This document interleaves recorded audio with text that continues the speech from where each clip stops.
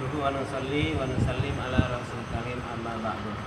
Jadi hadirin yang mulia, saya ini kan 2-3 hari ini penuh pertanyaan-pertanyaan mengenai masalah sholat berjamaah ini, ya kan? Kita tidak mau masalah khilafiyah, kita mau bagaimana Rasulullah melakukan sholat berjamaah, kan begitu. Nah, kita sekarang ini ada di masjid, kita baru saja sholat berjamaah ya. Jadi sebenarnya kalau udah masuk di dalam masjid itu hukumnya masjid, ya kan? Karena masjid ini siapa? Rumah Allah. Nah, ini Nabi selalu, ya kan?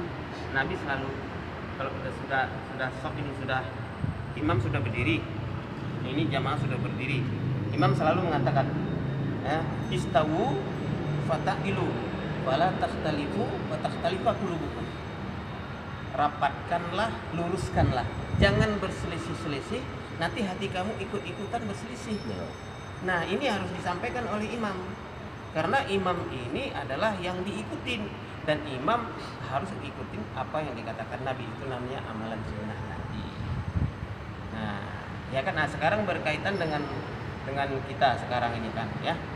Nah, saya terkesan ada satu masjid, jadi pas dia udah mau meluruskan jamaah itu, dia tanya, ada nggak diantara jamaah ini yang batuk-batuk ataupun flu? Tunjuk tangan, ada. Nah, kalau gitu bapak boleh sholat di rumah gitu. Yang lain yang nggak ada masalah ya sholat di masjid, kan gitu. Yang kita khawatirkan ini kan ketularan orang yang sudah batuk-batuk, kan begitu. Nah, masalah jarak itu sebenarnya kalau menurut keputusan daripada dokter itu kesehatan, yang nggak boleh bersentuhan ini kulit kita gini. Nah, gini. Tapi kalau salaman kita tetap aja salaman. Yang nggak boleh bersentuhan kulit. Tetapi kalau ini apa? Kalau namanya kain ini nggak masalah apa-apa. Tapi di dalam rumah Allah, masjid ini rumah Allah, tempat rahmat Allah, pasti Allah yang jaga. Nggak usah khawatir. Iya kan? Ya, kita ini boleh boleh takut kepada virus, tapi jangan yakin kepada virus yang mematikan. Yang mematikan itu tetap adalah Allah. Apakah melalui virus, apakah melalui apa? Kadang-kadang orang nggak kena virus, duduk di rumah mati juga. Ada kan gitu kan? Tenang-tenang di rumah mati. Ada juga yang udah sakit, teman saya itu kakek udah 10 tahun sakit nggak mati-mati. Nah, itu kan lebih bahaya lagi kan, tetapi kan begitu. Nah, jadi saya kasih contoh ya, coba kamu berdiri dulu, berdiri ya, nah, coba berdiri sini, ya, sini pak, nah, sok yang benar itu sok itu gini, rapat ya, jadi ini rapat, ini rapat begini, nah, ini rapat begini ya, sok yang benar, ya kan? Tapi jangan sampai begini banget. Kalau sahabat tuh, kalau Umar bin Khattab pakai pedang begini, kalau ada sikit kena aja putus tuh. Nah, saking dia mau lurusnya kan gitu. Nah, makanya kita kalau seperti ini rapat ini, itu namanya shaf yang rapat, yang lurus, yang tidak berselisih. Berselisih itu satu begini. Nah, lurusnya itu belakang, coba maju sedikit. Nah, tumitnya yang lurus, bukan ininya yang lurus. Kalau ininya yang lurus, belakang nanti plengkok. Jadi yang lurus itu tumit belakang, makanya ngelihatnya supaya lurus apa enggak, kita ngelihatnya begini. Nah, begitu ngelihatnya ke belakang itu, oh lurus ini tumitnya, barulah itu stop dianggap lurus, barulah takbir, baru sholatnya khusyuk dan khudu gitu. Insyaallah ya. Insyaallah. Nah, jadi saya ingin menyampaikan ini supaya apa? Karena hukum sholat ini sudah ada jelas. Nabi bersabda, "Shollu kama ra'aitumuni usolli." Sholatlah kalian, para sahabatku, seperti kalian melihat aku sholat. Lah, yang melihat Nabi sholat siapa? Kita nggak ngelihat. Sahabat-sahabat yang bersama Rasulullah. Nah, sahabat-sahabat itu menceritakan di dalam berbagai hadis, dia ceritakan sholatnya Nabi itu tiga cara. Pertama, ala waktiha, tepat waktu. Kedua, aina azana, di mana ada azan. Yang ketiga, fil masajid. Jadi tepat waktu, atas waktunya, di mana azan dikumandangkan berarti awal waktu, dan di masjid berarti bukan di rumah, bukan di mana. Jadi tiga ini nggak boleh kita sallu kama ra'aitumuni usolli, salatlah kalian sebagaimana kalian melihat aku salat. Jadi itu Nabi waktu turun dari Mi'raj, Nabi bersabda, as-salatu mi'rajul mu'minin. Salat itu adalah mi'rajnya orang beriman. Makanya Nabi kalau naik ke Sidratul Muntaha berjumpa Allah itu kan diajak Jibril. Jibril, ayo kita ketemu Allah. Oh enggak mampu saya wahai Muhammad. Hanya engkau satu-satunya hamba Allah yang bisa berjumpa dengan wajah Allah. Maka Rasulullah sendirian ke Sidratul menghadap. Disalam oleh Allah Subhanahu wa taala. Assalamu alayka ayyuhan nabiyyu wa rahmatullahi wa barakatuh. Bersalaman.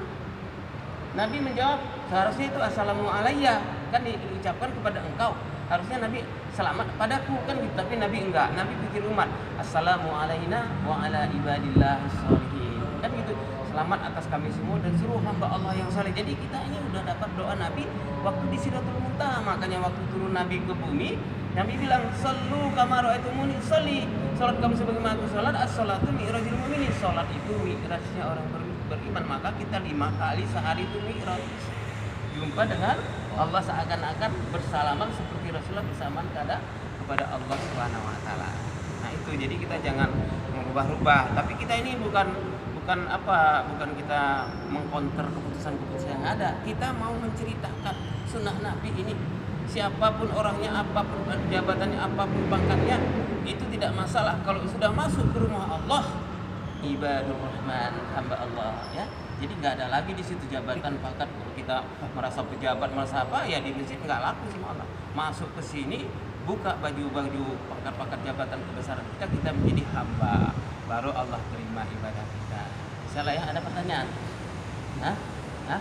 Itu yang dimaksud fisik berjamaah. Waktu berjamaah, nih hati itu harus berjamaah pula. Artinya gimana? Oh ya, jadi gini, kalau kita dalam berjamaah ini, kita itu bersifat umat. Jadi kita nggak sendirian lagi. Nah, karena imam itu, kalau ibarat kita sholat berjamaah ini adalah seperti Rasulullah sholat. Kita dalam ibadah ini, pertama imamnya Rasulullah, saf pertamanya sahabat, saf keduanya tabi'in, saf ketiganya tabi'in, saf keempatnya salafus saleh, saf kelimanya khalafus saleh, saf keenamnya ulama mutaqaddimin, saf ketujuhnya ulama mutaakhirin, saf kedelapannya umat akhir zaman kita. Jadi kita ini saf paling belakang, saf buntut kita ini. Tapi saf paling akhir. Tapi walaupun kita saf buntut, saf paling akhir, kita nggak boleh salah sholatnya. Harus sama dengan imam. Bagaimana caranya? Kita ikuti orang yang paling depan kita.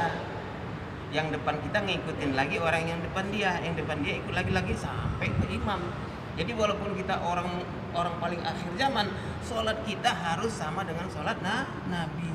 Ini maksudnya maksudnya ini batinnya itu harus ikut sholat juga gitu ya. Oh iya, hadirkan. Makanya kalau kita sholat ini, pertama kita khusyuk, yang kedua khudu. Kalau khusyuk itu adalah bahasa Arab artinya khasyah. Khusyuk itu penuh rasa takut. Jadi orang sholat penuh rasa takut nggak diterima Allah, takut salah. Kalau khudu itu gerakan badan. Ya, kalau khudu itu asyratus salat, syarat-syarat sholat, istindak yang sempurna, wudu yang sempurna, takbir yang sempurna. Nah, kemudian arkanus sholat, rukun sholat yang 13, mulai takbir pertama sampai kepada salam. Jangan salah, sujud dulu baru rukuk, salah. Harus rukuk dulu baru sujud kan gitu.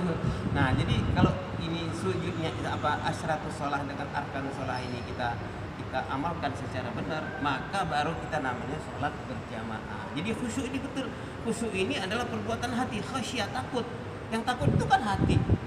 Tangan nggak mungkin takut, nggak punya pikiran. Takut hati, takut kalau sholat kita nggak diterima Allah. Takut kalau sholat kita ini konsentrasi batin. Konsentrasi batin itu kadang-kadang gini. Kalau konsentrasi batin itu orang ahli kebatinan juga konsentrasi batin. Kan ada itu yang pakai jampi-jampi itu. Nah, kita kalau bisa jangan kita katakan konsentrasi batin, tapi khusyuk, rasa takut, penuh rasa takut kepada Allah. Nah gitu, mudah-mudahan ya, insyaallah. Insyaallah apa yang kita sampaikan ini bermanfaat bagi saudara-saudara kita, terutama di grup-grup WhatsApp ini, teman-teman kita di mana-mana berada ya. Bagi tahu, sampaikan kepada imam-imam sholat dan juga jamaah-jamaah supaya mereka betul-betul melaksanakan sunnah Nabi dalam sholat. Nggak usah takut kepada apa-apa ya. Kalau masalah virus itu kita boleh takut pada virus, tapi kita jangan yakin kematian kita karena virus. Iya, kematian kita itu karena memang ajal sudah sampai. Iya kan? Wala yu'akhirullahu nafsan idza jaa, tidak akan diakhirkan satu diri kalau udah sampai ajalnya. Wa ma tadri nafsum ma taksibu wada wa ma tadri nafsum bi ayyi ardin tamut. Ini ayat Quran di surat Luqman. Tidak ada satu diri yang tahu apa yang akan terjadi esok hari. Tidak ada satu diri yang tahu di mana dia akan mati. Jadi kita nggak tahu di mana kita mati. Yang penting, tetapi sudah tertakdir itu di sudah dalam ada. Makanya goib, kita harus yakin kepada yang goib. Udah tertulis di sana 4 perkara: nasib, rezeki, jodoh ke anak, dan juga kematian ataupun ajal. 4 ini. Mudah-mudahan ya. Jadi itu saja. Bismillah, mari sama-sama untuk keberkahan majelis ini kita sama-sama tutup dengan doa kifarat majelis. Subhanallahi wa bihamdihi, subhanakallahumma wa bihamdika, asyhadu an la ilaha illa anta, astaghfiruka wa atubu ilaik.